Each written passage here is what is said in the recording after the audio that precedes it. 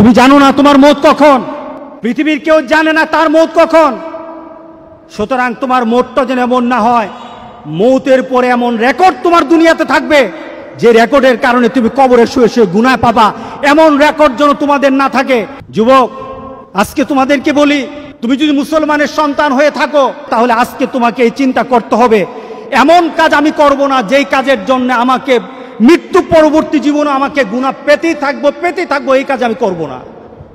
এটা মুসলমান, এটা হলো মুহাম্মদ সাল্লাল্লাহু আলাইহি সাল্লামের কলিজার টুকরা উম্মত। যুবক, তোমার জীবনটা যদি, তোমার চলাটা যদি কুরআন এবং সুন্নাহ অনুযায়ী হয়, আল্লাহর রাসূল আর নেককার বান্দারা যেমন সুন্দর মৌত পেয়েছে, রাসূল সাল্লাল্লাহু আলাইহি সাল্লাম বলেন তোমাদের মৌতটা তত সুন্দর হয়ে যাবে, তোমাদের মৌতটা তেমন সুন্দর হবে।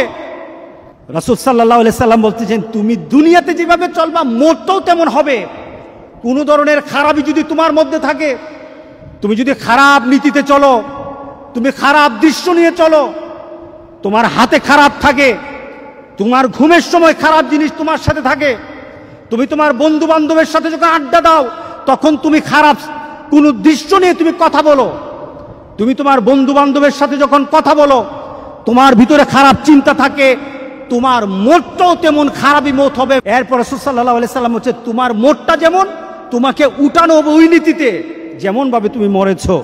শুধু তাই নয়, কামা তুবাচুন তুহশারুন, যেমন ভাবে তোমাকে উঠানো হবে তেমন ভাবে তোমার হাসর হবে। সুতরাং দুনিয়া যেমন হাসর তেমন, দুনিয়া যেমন মৌত তেমন, দুনিয়া যেমন কবর তেমন।